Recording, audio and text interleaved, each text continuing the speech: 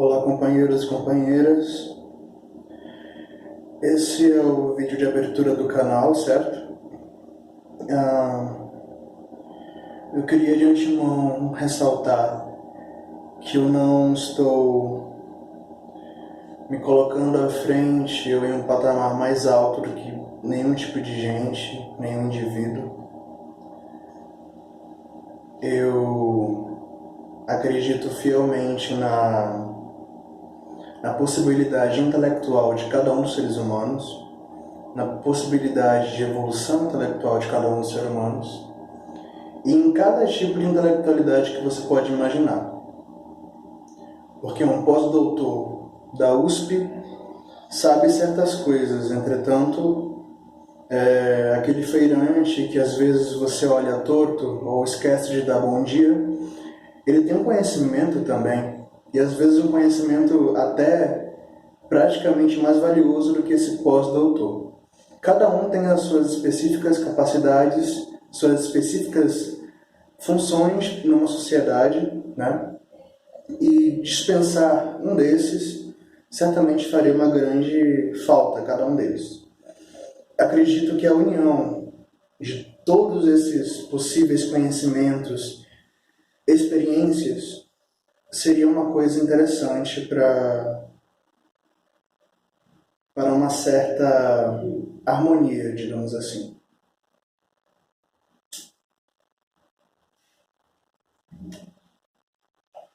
O objetivo do canal é passar conteúdo, aprender conteúdo e fazer uma certa troca de informações, né, conhecimentos e tudo que for possível, né, nessa nossa rede social.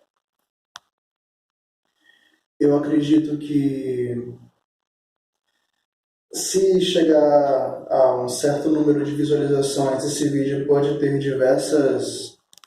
Minutinho.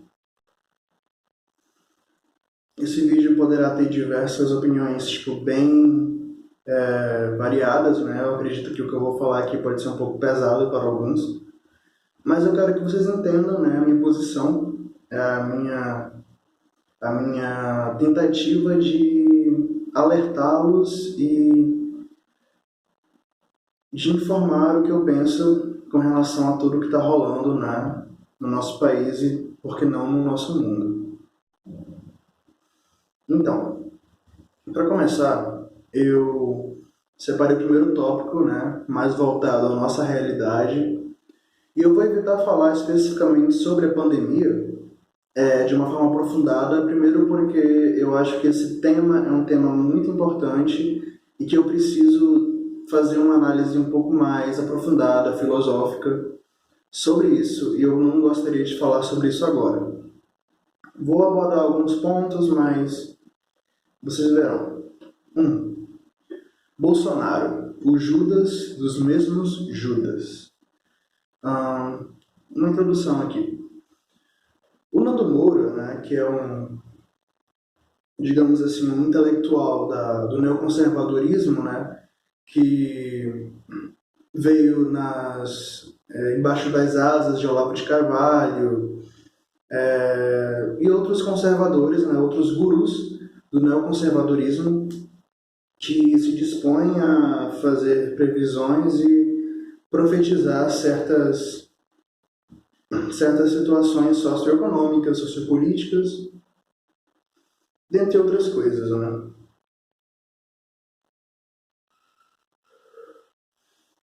No vídeo em questão do Nando Moura, ele fala que Bolsonaro é o novo Judas, né? Algo assim, e retrata sobre a sua posição como conservador e eleitor do Bolsonaro, mesmo que arrependido, e ele argumenta que o Bolsonaro traiu seus seguidores ao praticar corrupção, né? Emparelhamento do Estado, falsidade ideológica, dentre outros crimes. O primeiro ponto desse primeiro ponto é a traição histórica da classe reacionária numa perspectiva humanista. Então, a classe reacionária dentro da nossa perspectiva histórica, nunca foi algo que, digamos assim, respeitasse e compreendesse as mudanças e as necessidades dessas mudanças dentro da corrente histórica mundial. Cada sociedade onde havia uma certa repressão por parte dessa classe, tanto política quanto populacional mesmo, contra pessoas que ansiavam por uma emancipação em questão de gênero, sexualidade, raça, classe, sempre houve uma resistência muito grande dessa classe reacionária, conservadora, em suprimir tais avanços. Eu não estou aqui dizendo que o conservador não apoia mudanças, ele tem um posicionamento contrário a mudanças radicais, mas ele pode sim apoiar certas mudanças.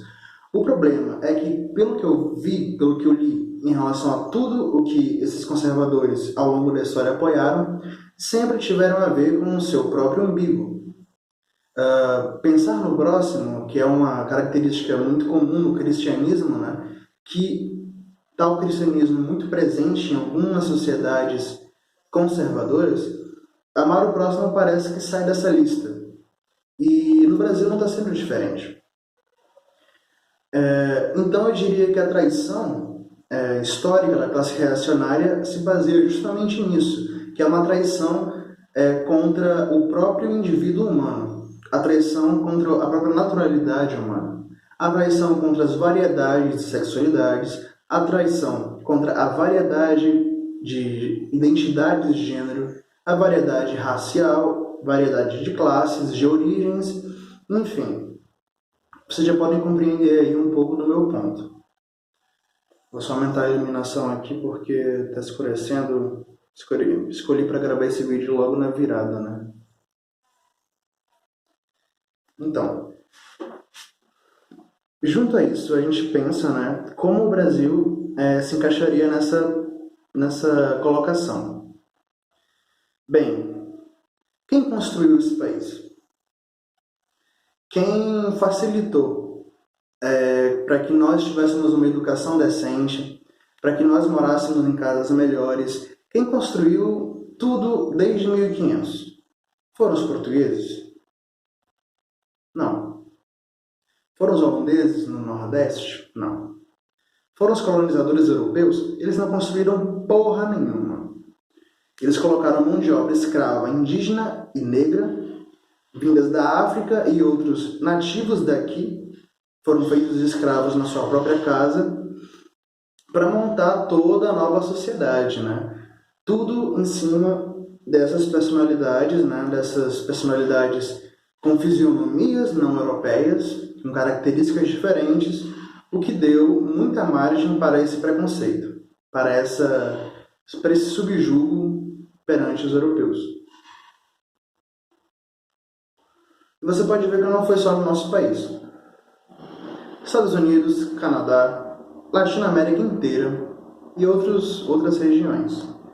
E a partir daí eu passo para o próximo ponto, que é a traição política do líder conservador contra o gado, o qual o elegeu.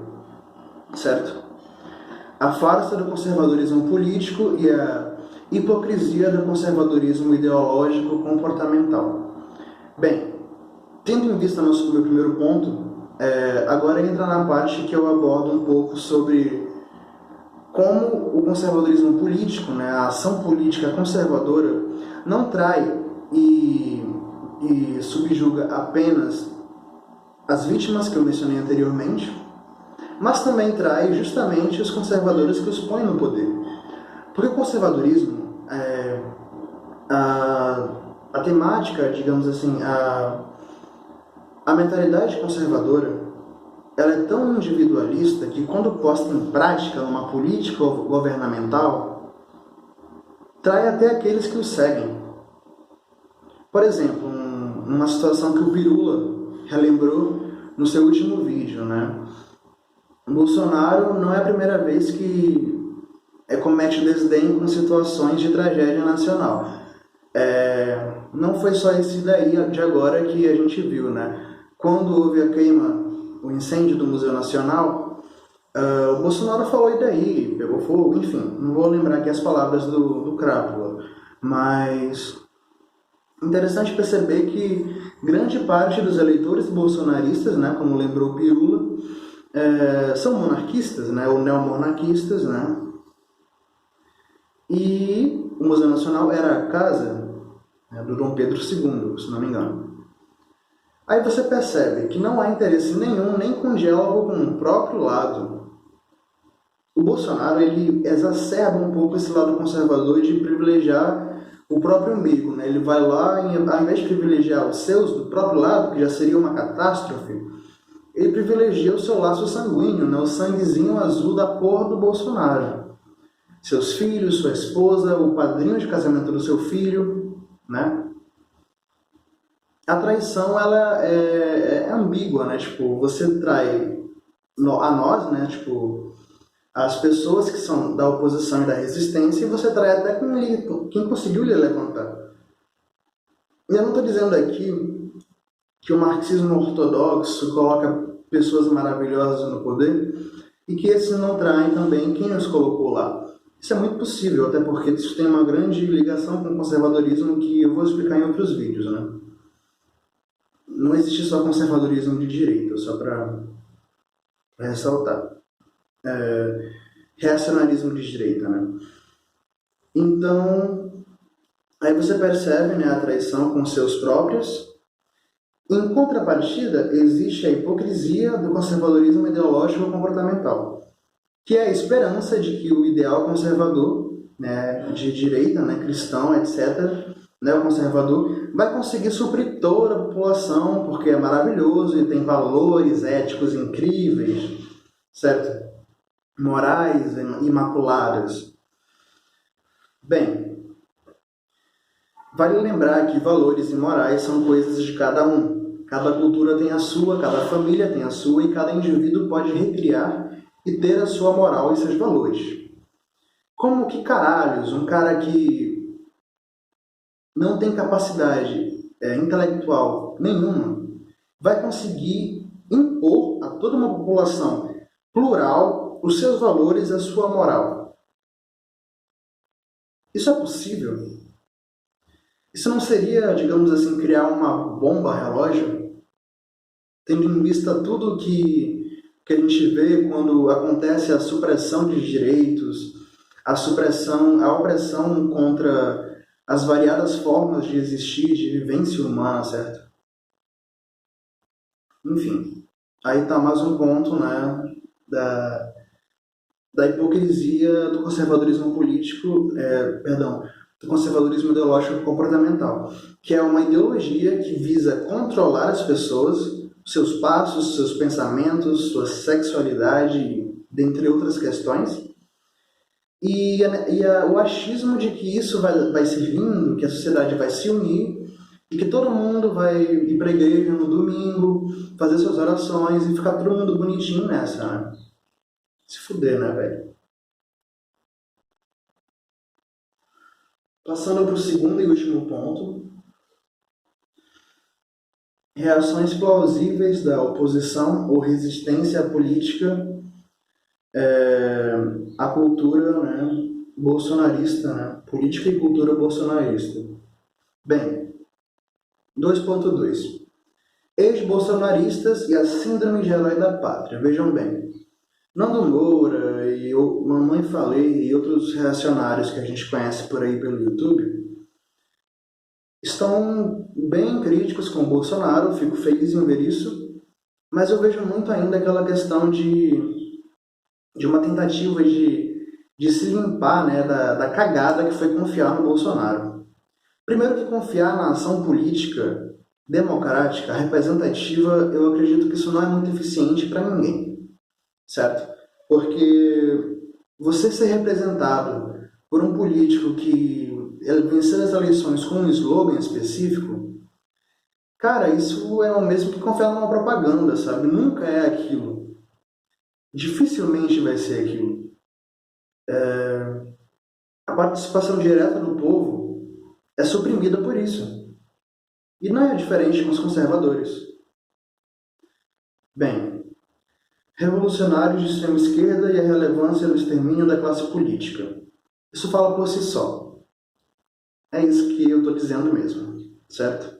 Eu vou ter que encurtar porque o vídeo não vai dar para terminar, já que a minha memória está curta aqui no celular. Comentem, divulguem, respondam. É isso, falou.